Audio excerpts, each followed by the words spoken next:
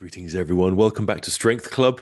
This is the podcast where starting strength coaches look at form videos, give you technical guidance, answer questions if you've left us some notes there, and basically help you out with your lifting.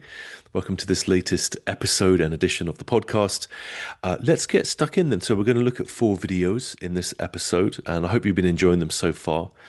If you have, obviously give us the thumbs up, give us a like on whatever platform you see this on. That does help out with things. But for now, we've got Donna, and we've got a squat and a deadlift for her.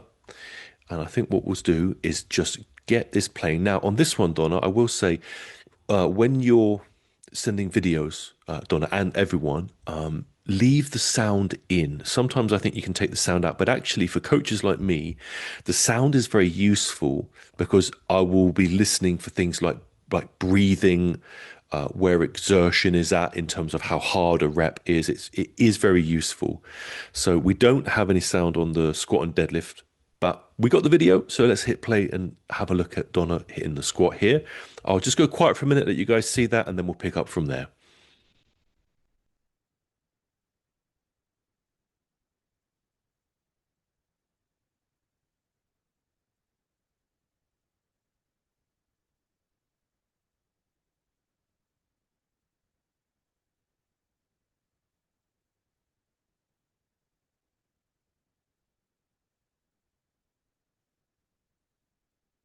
All right. Okay, let's have that playing. So Donna, basically, I'll just start by saying you're moving the bar really nicely. The speed on the bar looks absolutely fine for you. This looks like a comfortable set of 5. I'm not sure where you're at in your training, but certainly, but looking around, I think you're in a garage, and this looks like a very, very well set out space. I wouldn't be surprised if you're maybe a trainer yourself or someone that you live with as a trainer, because it looks like you've really comprehensively thought out your home gym. Almost can't. It almost looks like a professional facility, more than a home gym. People would in if this was in the UK, I think you're in the US, but if this was in the UK, people would be like trying to get a membership pass to that space. So really good setup, very very like yeah comprehensive there for obviously for 2 people to train at a time. And understandably with that much effort, like in terms of your environment, you're good at your squat. Okay. So I got a couple things that I can see, Donna. They're relatively minor. I think they're sort of things I would pay attention to. The main thing I think is in the movement. So when we talk about cues and things, we think about setup and we think about movement. And setup is kind of like how the rack is set, your positioning, like stance, eye position, etc. And movement is once the bar's then in motion. Okay, what do I need to work on here? And so I think really for you, there's just a little bit of knee slide that I'm seeing here. I think that as you come down, the knees are possibly ending up a little bit forward for you, and you're getting like a little bit of a kind of a forward jabbing at the bottom of your knees. And this is not uncommon. It frequently people do it, and it results in no discomfort at all. So don't associate that equals knee pain. Often it doesn't. For some people, it does. And I have had lifters come to me say, "Oh, my knees are bothering me," and I'll have a look and I'll see something like a knee position kick forwards at the bottom. Hopefully, you guys can see my cursor on the screen. Some people that will bother the knees when that happens. Okay, so mechanically, we do want the body in position.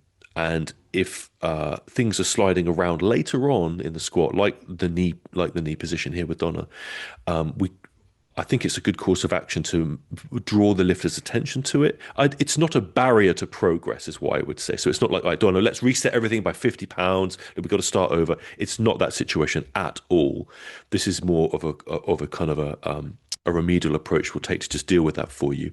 So in the movement, right, here's what you can do, Donna. I think when you come down, again, this beam slightly blocks where I can see where your toes are. So we kind of look at the knee relative to the shoe, and if it's excessively coming forwards, that kind of tells us something. All right. So this looks kind of decent to me here. When we get reps where you get that little at the bottom there, we can start to draw your attention to how you're moving it on the way down. And Gretchen, who you may have seen her a few episodes ago, this is Gretchen Geist. She's like, her Instagram handle is so fetch Gretch or so fetch so Gretch or something, and she's a great starting strength coach. And she has this great cue that I'm stealing. I told her I would, which is when you're coming down, this idea of like controlling this position here and getting leaned over enough and where the hips need to be. She had this cue. It was something like reach your belly button, sorry, to your tummy button or your belly button back to your heels, or keep it behind your heels, or keep it in the direction of your heels. And if you just do this, forget about the barbell for a second. If you just do this standing, Donna, as you come down, you'll sort of feel as you guide your tummy back, you sit back a little bit more on the way down. You'll still get your knees out as you start. So as you start down here, you're on the first sort of third or half of the descent. They'll be where they need to be. And from then on, when you're focused about kind of bringing that trajectory, like sitting back into it, coaches often say like reach your hips back or reach your butt back. But I really did like Gretchen's cue of like, think about your belly button, like coming back in line with your heels or just behind your heels. And that it all has the same effect, but some cues resonate more with other people. And I said I'd steal it. And so I have stolen that cue from Gretch. Thank you, Gretch. So I think it's a good time to use it. All right. And what you'll find is as you come down to the bottom, and you do get this on some reps, but you'll get that stability at the knees. You won't have that kind of sliding forwards motion. One thing I find with that, guys, is aside from this, for some cases, bit of knee discomfort, is if the person ends up sliding too far forward, then at some point they've got to correct that on the way up. Now, again, as I said at the start, this is quite light for you, Donna. Looks very comfortable to me. So, but as this becomes like heavy working weights, that more challenging sets of five, once our weight balance starts getting shifted off to our disadvantage, that's the sort of time that you'll see like issues emerging. Okay, that you'll see issues emerging. All right, that we want to watch out for. Okay, so that's why it's kind of worth correcting these things now at these loads before you emerge upwards to bits where if your body is not appropriately positioned, it can start to take you out of balance. And that's the one we don't want to have to deal with, because that's when lifts feel kind of sticky and not good. All right. So that's it. Apart from that, it's moving nicely. This is a relatively minor cue, so there's no need for you to do some big reset. You just kind of bring that in, practice that movement. You can keep, for your own practice, film side on, and you're looking to just tidy up that kind of knee slide at the bottom. If that's proving tricky, then what you'll do is you'll go onto YouTube, go into starting strength, and just put in the word tubo, and that's spelled Tubow. And tubo, and I wouldn't be surprised, your gym's so well fit, I wouldn't be surprised if you've got one back there, but it's basically a device that you'll place at the bottom in front of your shoe, and it will block you. Yeah, it's like a it's like a temporary wall that when the knee contacts it, you're not allowed to push that block over, and that will really force you to control your knee position and reach your hips back. Okay, so you can start to implement something like the tubo, and I invite you guys, if the first time you're hearing it, have a look. It's worth looking at and knowing how that device works. When I go to coach, wherever I am, whether or not it's in the UK where I'm based, or whether I'm doing lifting camps, which I host like internationally. So some of them in the some in England, and some I'll go up to Scotland or go to Ireland or wherever else. I always make sure when I do an event like that and I'm coaching and lecturing, I bring a tubo with me, because that's how important they are. When you need one, you do need it, and it does work. Donna, let's have a look at your deadlift. Okay, so we're staying with Donna, and let's just have a look. Again, no sound. I'll just hit play. You guys have a look and see what you think.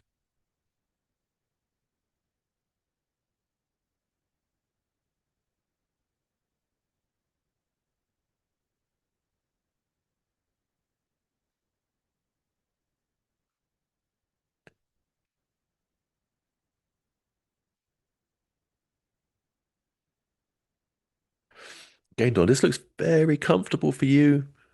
I know you sort of, your facial expressions are exertion, but I actually think that looked absolutely fine for you. You knocked out that set in just a few seconds. I think I don't know if you compete. I'm not sure where you're at with this thing. If you just like me, just train because you just love training, you just love lifting. But yeah, you're definitely a great lifter. I hope you're absolutely loving it. Let's talk about some technical pointers with your deadlift then that might be of use. And I know you guys who are just watching this because you just love seeing this sort of thing, so you guys can get ready for these ones. Why don't we all hit pause on the tape here? Let me just, yeah, I think I would. Let's just hit pause where Donna's bringing her shins to the bar here. Now, what do you guys notice about this? So she's come down, she's brought the shins to the bar. And what do you notice further up the chain of things? What do we have here? Okay, take a moment to think about it. So Donna, what I see is in this position from here, your hips are very high in this position. And in the last episode, I was talking about how difficult it is to set the back flat when people's hips are very high. With that comes an additional mechanical problem. All right. And that is that in this position, again, you're all wearing black. It's a bit hard to see, but your shoulders, I'll put the cursor where your shoulders are. I hope you guys can see that. Your shoulders are quite far out over in front of the barbell, like out here, yeah? And that means that your arms sweep back at quite an angle. And what that means, and this isn't the official name, this is just what I call it. I say that this can generate what we call the pendulum effect. Now imagine a pendulum likes to swing like this. I'm not trying to hypnotize you guys, but stay with me, okay? So from here, with the shoulder this far out, if we're not careful, it's so far out that you can't control the bar against the legs, and so the bar can escape the lifter and swing away from them. All right. Now Donna actually fixes this issue. She fixes this by inserting an additional move. So now if you just pay attention to where her shoulders are and the angle of her arm, look what she does next. There. So she has to now bring everything back to that position by inserting kind of an additional step to do so. And now you'll notice that the arm angle is a lot less, the hips are lower, the back is an extension. Now things are lined up. And as she comes up, if you look at the bar, it just stays up in a real nice straight line on the legs. That's what we want. So Donna, you're effectively, you are getting yourself into mechanically a good pulling position, which is great. And so one way you could look at it is mechanically you get where you need to be. And on a set at a weight which is somewhat comfortable for you to do, we're all good, aren't we? But if you're interested in progressing, and I think you're capable of being very, very strong in this by what I've seen so far, you might start thinking, okay, as it gets heavier, I can't really have too many leaks in the system, because if we've got a problem, it's going to be an issue as it gets heavier, and I might start missing reps. Okay, that's what happens when in that sort of scenario. So if you're wondering like what I would do if you're like, Brian, what long term, like what needs to happen here, then basically, Donna, one thing I would do is I just would control for your setup process a little bit, just to make it basically super efficient. Okay, so here where you've reached down to grip the bar, the first thing I would do is to get this extra thing you've added out the way, I would just tidy up your setup so that here you're in step 2 of the 5 steps. Here, I would just have you sit your hips down, directly down, so that your shoulder automatically comes into the right position. And as I said on the last video that we did, I don't mean in this series, I mean in the last episode, sorry. You're just breathing normally at this point. So there's no kind of like fatigue kicking in because you've just got your normal breathing with you, okay? So in this step here, sit down, fix the shoulders and the hips here, nice and early on. So everything is now set, right? Everything is set. So hips come down, shoulders end up in the right position. And if we look at what you actually do here, Donna, you basically just kind of slide forwards there. But this is where you've inserted that problem where now you've inserted a problem. If you don't correct this problem, we've got the pendulum effect and other things start creeping in. So my argument is if we get a clean run of steps 1 through 5, nothing in your methodology can creep in that down the line, when it's heavier and when you're fatigued, it's going to mess with you. Yeah, we're kind of we're pre-removing the potential glitches out of it, so you've just got very good discipline on the platform with your deadlift. Okay, that's the case I'm making, and the reason I say it that way, guys, is because Donna could say, "Well, Byron, actually, when I get to here, which she does, you do fix it. You're essentially in the right position to pull the bar up from." So there is a case where Donna could just say, "Well, I'm ultimately mechanically set. So why should I not just carry on doing this?" So I'm hoping that what I've said there makes a case for why we want to get it right here when we're at a phase where you can pull this many reps this quickly without problems being getting in, and from here, with that minor adjustment to step three, Donna, which is basically where you're going to get yourself in that position, then you're breathing normally, then you take the breath in and set your back. So now your breathing is at the most optimal point for its relationship to your exertion in the lift. And remember, again, if you didn't see it, watch the episode before, because I talk about it there with Sam and his deadlift. If we start mixing up the order, we end up accidentally putting ourselves under pressure with where we're going to take the breath. And I saw you take the breath there. I can't hear it, but I saw it. It's going in early. You still have setup moves to make, and down the line when it's heavier and you're having to like take longer to pull a set of five, that's when it matters. Okay, that is when it will come for you. It's annoying, isn't it? But that is the nature of things. Okay, so you've got those two tracks in front of you, depending on what you decide to do in your lifting. Either way, Donna, I think you're a very capable lifter. There's a lot of progress there on the table if you want to take it. So whatever you do, I think you should maintain your love affair with training, training the barbell, training for strength. Maintain your love affair for that. That's the best thing you could do. And if some of these pointers have been useful to you, great. If things didn't make sense, you can always like tag me in on YouTube or wherever you watch the video. My handle should be something like Strength Revolution on there. You'll find me on there. Certainly on Instagram at Strength Revolution, and I'm hoping it's been useful to you in the meantime. Okay, but otherwise, I wish you all the best in your training. Okay, it's good to see you. Thank you for sending them videos. Now, we're going to go now to Ricardo. Have a look at his squat. Sound will now appear, so I'm hoping you guys will hear that on your tracks as well. Here we go. Let's have a look at this.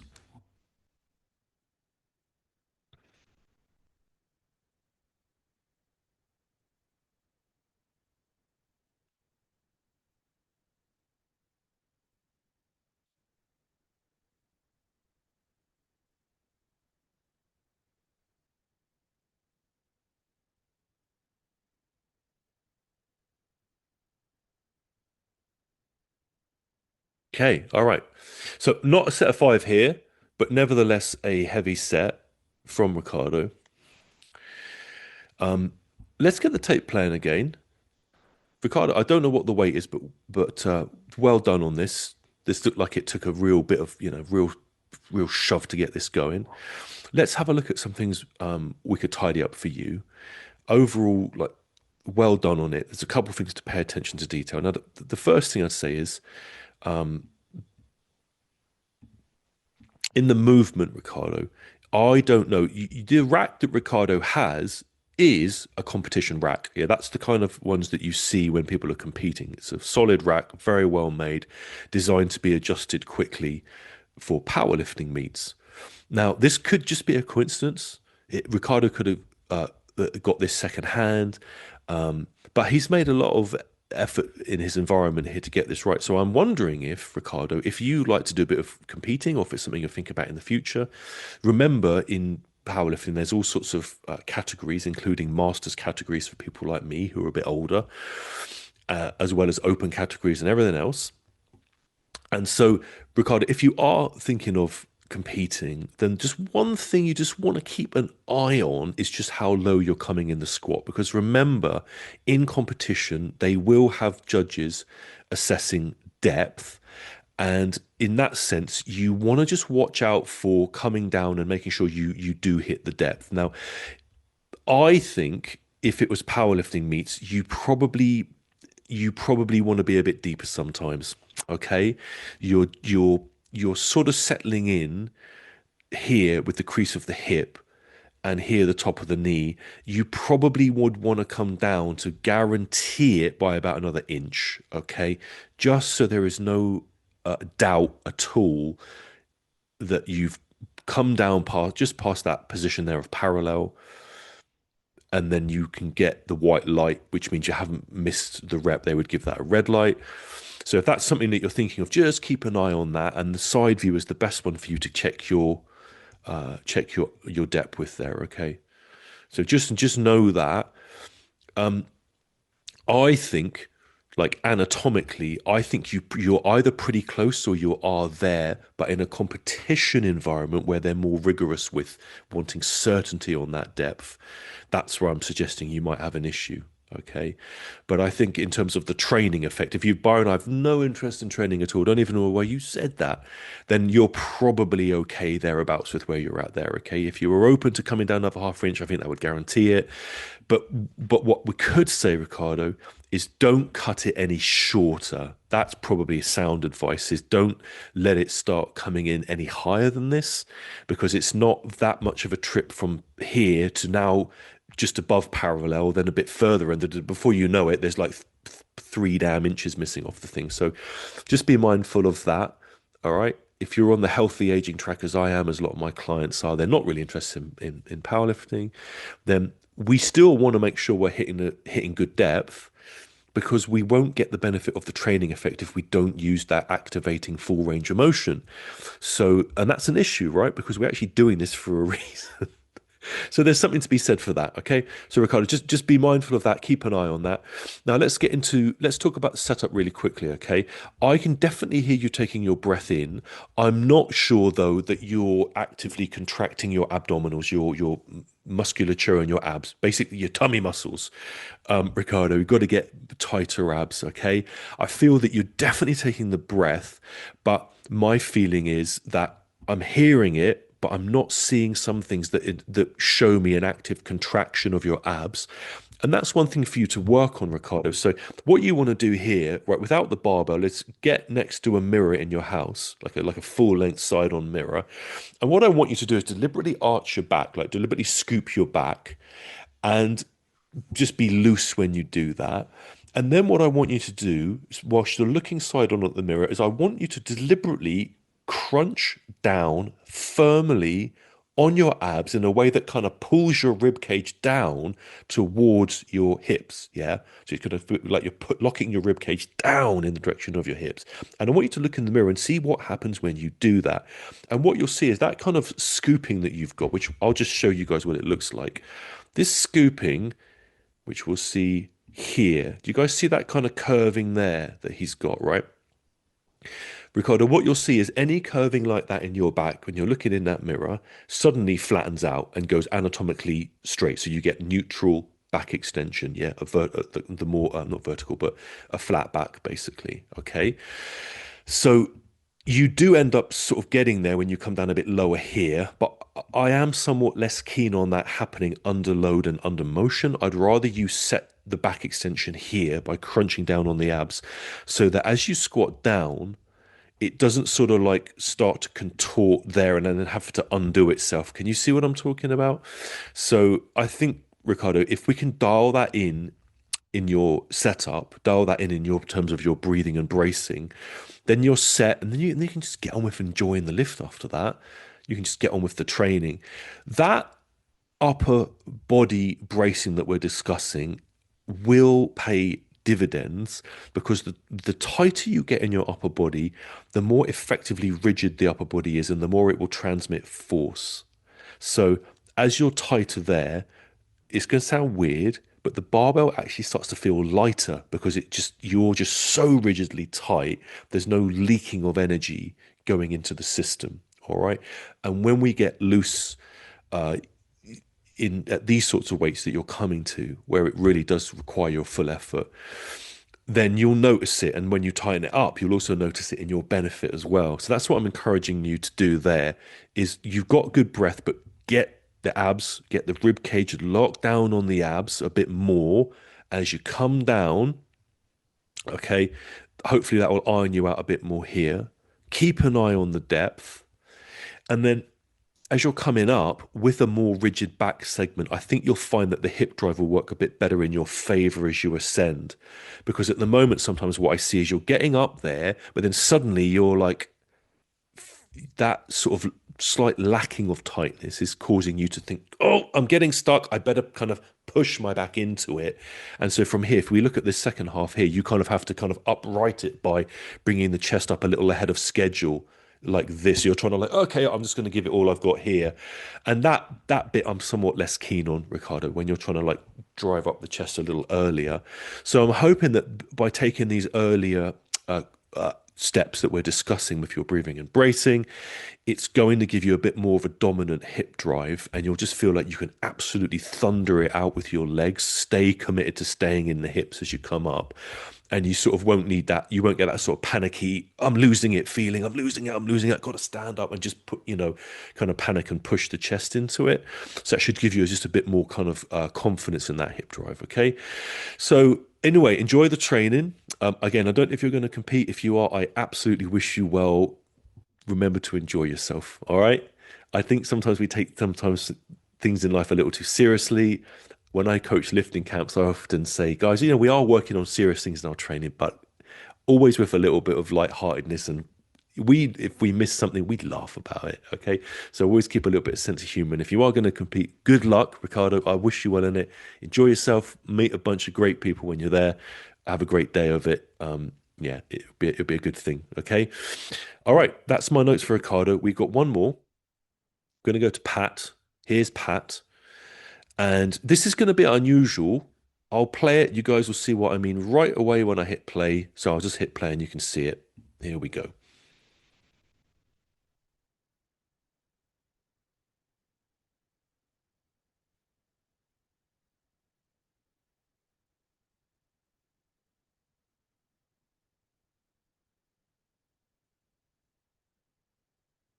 Okay, that's it.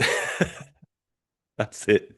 So thank you, Pat, for sending it in. I'm guessing I can hear guys cheering you on in the background. So I'm guessing you were testing a heavy single, just seeing where things were at. And I appreciate you sharing that with us. Um, so normally, guys, normally for the best use of form checks, right, and video review, you really want to set in a set, send in a set of like at least three, but ideally a set of five, but at least a triple. And there's a reason for that. It's very hard to coach a single, right?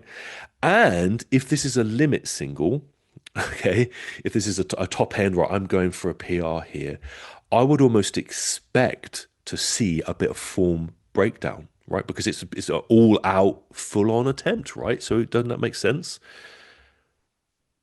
So for that reason, it's hard to give feedback because I need to see a pattern of things to detect if something is repeating and problematic.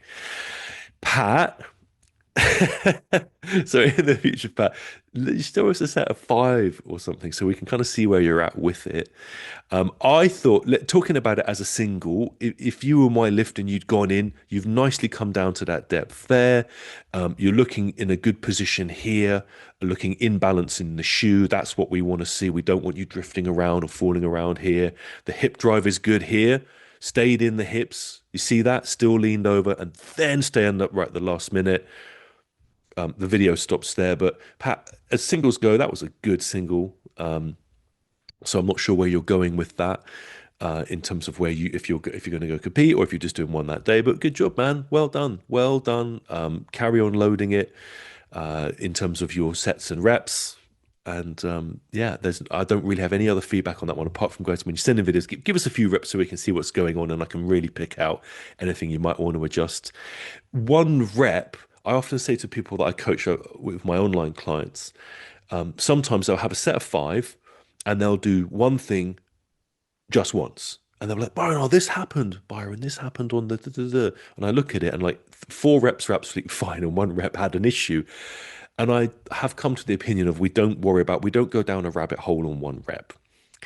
Okay. Because the other four were fine. Okay. Sometimes even if they're doing multiple sets, I'm like, well, that was just that one set. I have bad sets and then it's fine the next time. So we're careful about commenting on things of that nature when it's not warranted. But so Pat, well done on your heavy single, man. I can't, because the quality's a little bit blurry. I've got a feeling it was about, that's probably 315 there, or 140. There's something on the end here. So this is about 165 kg, maybe 170 kg, something like that. But well done. Enjoy it. Carry on with your training. Thanks for sending in the video. Congrats on hitting that number, and just hope you're loving the training and the rest of the lifts as well. Guys, that's everything for Strength Club today. Hope you've enjoyed this and you're getting a lot from it. You can ask questions, you can leave comments, you can send a video in through the Starting Strength app if you need things checked. There's the premium service where you can pay a bit and it will be done really quickly for you. And if you're in no hurry, then just send something in, we can look at it later. But I hope it's been useful. Wherever you're seeing this, if you could leave a positive note, that's always a good thing. And if you want to catch up with me for a chat, I host other podcasts and do Q&As and all sorts of things. Link up with me at Strength Revolution. I'm on Instagram. And I'm just going to double check my Instagram handle, because sometimes I have a moment. I'm like, well, I better look at this thing here. So yeah, Strength Revolution is coaching, Strength Revolution coaching on Instagram, or my website, strengthrevolution.org. But come on Instagram, say hi there, because if we do Q&As, that's an opportunity to get the questions in, and then we can get things answered for you as well, okay? All right, guys, this is the latest episode of the Strength Club. I wish you well in your training. All the best. Take care of yourselves. Bye for now.